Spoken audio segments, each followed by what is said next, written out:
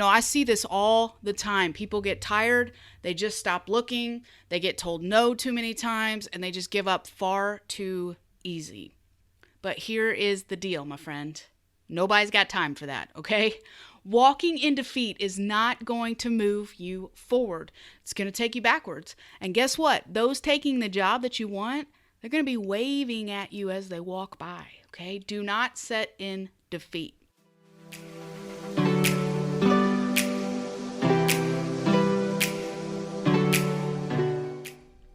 Welcome to another episode of the Workforce Link podcast, where we're offering forward-thinking conversations for the workforce, linking employers and job seekers to a brighter tomorrow. I'm your host, Sunday Joe. I look forward to diving into another episode with you today, and I hope that you are having an amazing day, whether you're listening to this in the morning before you head to work, in the afternoon, or in the evening. I hope you have been having an amazing day so far, and I hope to make your day better. The economy today is a little wonky, right? We all know that. Everybody everywhere seems to be hiring. So if that's the case, shouldn't it be easy to get the job that we want? Not necessarily. There might be some reasons that you didn't think of, and we're going to talk about those in today's episode. But before we dive in, let's do some housekeeping. If you haven't already, would you mind heading over to iTunes, leave us a review. Let others know, what you enjoy about the show. Spread the love, because we'd love to get this podcast into the hands or the earbuds, however you prefer to listen, of as many people as possible so that we can continue to link employers and job seekers. And if you've already done so, if I haven't said this already, a big thank you, my friend. So now that we've gone over that, let's dig into today's episode on the 4 reasons you're still unemployed and what to do about it.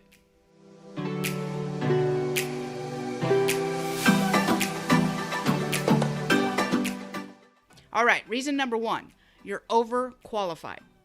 So this is a very common issue among job seekers looking for a career change who are in that older bracket, I should say. But it's not just limited to that age bracket, but it can happen to anyone who has a lot of experience. It can happen to anybody who's trying to get their foot in the door with another company. So it's important for you to build a relationship with the employer or the hiring manager. You want to make a personal connection with them. Give them a glimpse into who you really are. Tell them a story. Go above and beyond to make yourself stand out. We've talked about this in other episodes, and one way to stand out, send them a thank you card. Not an email, a physical, real thank you card. You might have to do some research to get the address, figure out who to send it to, all that jazz, but it's worth it. This is something that actually used to be common, is sending thank you cards after an interview, but for some reason or another, it doesn't happen as much anymore. So, want to make yourself stand out? Send them a thank you card. And if you are in that older age bracket, don't talk about your retirement plan. Talk about your career goals. They want to know that you are invested in the company if they're going to invest in you. All right, number 2, maybe you're underqualified. Maybe you don't have enough experience, or you haven't yet had enough exposure in the professional world. Maybe you don't yet have the right skill set for that job. Maybe you've just graduated from college and you're applying for your first quote unquote real job. The same goes for high school. Whatever the situation, the employer might say, hey, sorry, Charlie, you just don't have the experience that I need. Hard to believe, right, in the economy that we're in, but it still happens. But don't give up just because they tell you that. Go out, take some classes that help you learn more. There is a ton of free information out there if you do the work to find it. There is a ton of free training out there if you do the work to find it. Find out how you can earn a specific certificate that's related to that job that you want. Even better, offer to do an internship with them if that's possible. Get the experience that you need. And even if it's part-time, you have to do that while you're working another job somewhere else. Offer to volunteer with them. Don't give up on it, but also remember that it's important to focus on what skill sets you do have. Yes, we need to continue to learn more. We need to continue to get new skills, but also focus on the ones that you do have.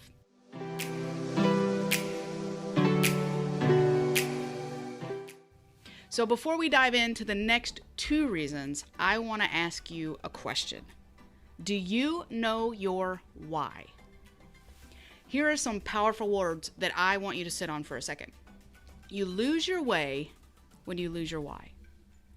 Everything changes for us when we start asking ourselves the right questions. Not why did I do that stupid thing, but why do I want to do something different? Listen, my friend, your children need you to find your why. Your parents need you to find your why. Your future boss needs you to find your why. Your grandchildren need you to find your why. And we want to help you find your why. So that's why we've put together this free gift, How to Find Your Why. The free guide will give you some starter questions that get you on the right path to finding your why. If you are ready to rock your world by digging deeper into building a better tomorrow, don't wait another day, my friend. You can download the free guide at cwdregion.com/why. Remember, you lose your way when you lose your why. Hold on to your why like your life depends on it, because your life depends on it. Again, you can download it at cwdregion.com/why.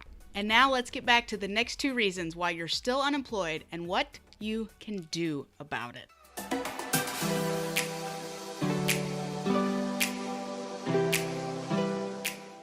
Okay, number 3, your resume isn't job specific.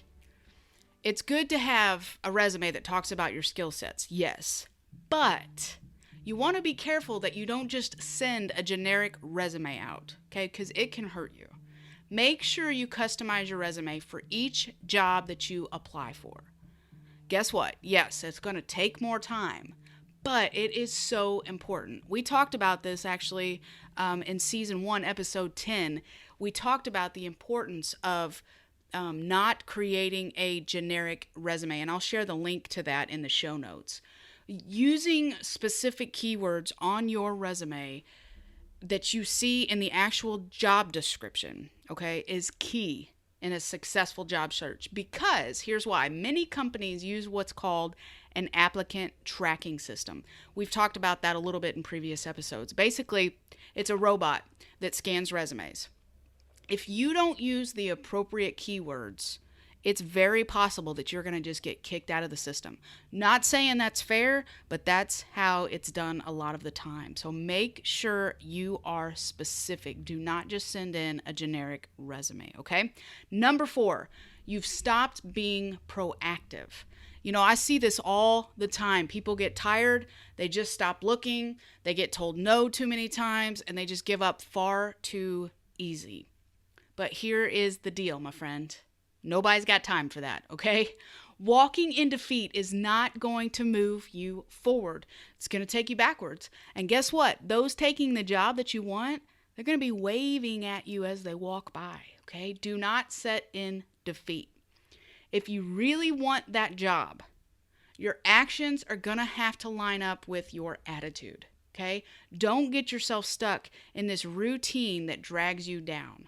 If you want that job, you are going to have to be proactive. It is not just going to land in your lap, okay? One of the ways to keep from getting stuck in that same job routine, job search routine, or just sending out a few resumes each day and then waiting for it. One of the key ways to do that is to network. Go out and build relationships. Go to hiring events. We're having them all the time. Meet face-to-face with employers. Reach out and build relationships on LinkedIn if you haven't done that yet. Start some good conversations. It's all about networking, okay? You're going to have to learn how to sell yourself, because that's what you're doing. Whether you want to be in sales or not, you are, because you have to sell yourself to the employers. The more you market yourself, the more opportunities you are likely to receive. All right, so quickly, let's do a recap of what we've gone over today. Number 1, you might be overqualified, But don't let that automatically disqualify you, okay? Figure out ways to make yourself stand out. Just like I shared in the example, send a thank you card. Guess what? The majority of people aren't going to do that.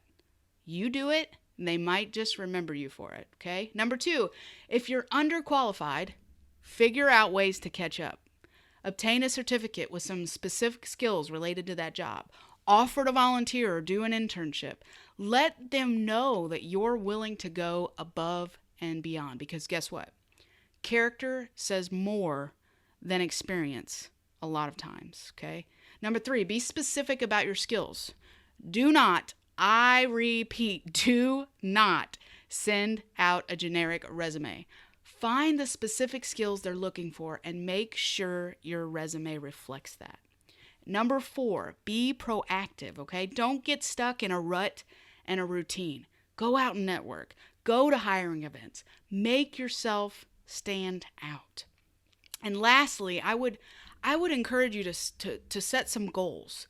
They don't have to be these big, ginormous goals, okay? Make them small, make them achievable, and focus on each next right step to achieving those goals. And they don't have to all be career related. Make some of them personal, because that all goes together, right? Ask yourself what you want to do. Ask yourself where you want to go. And then figure out how to make that happen one next right step at a time, okay? You can do it. You know, I've mentioned a couple times in this episode about hiring events. We here in the Central Region are always hosting some kind of hiring event at our job centers. So if you want to stay up to date on what's happening in your area, you can visit our website at cwdregion.com/job centers. You can find your nearest job center or affiliate site there. And then follow us on the Facebook page for that affiliate site for constant updates. You can find that at cwdregion.com/job centers. And if you haven't yet, follow us on Instagram at CentralWDB for constant updates. We're putting everything on there that we've got going on, so you won't miss it. I hope this episode today, my friend, was helpful for you. And if it was, please share it with others. And if you haven't already, don't forget to leave us a review, preferably 5-star. Have a great week, my friends, and we will meet again in the next episode. Until then, remember this: there's always a brighter tomorrow if you're willing to find it.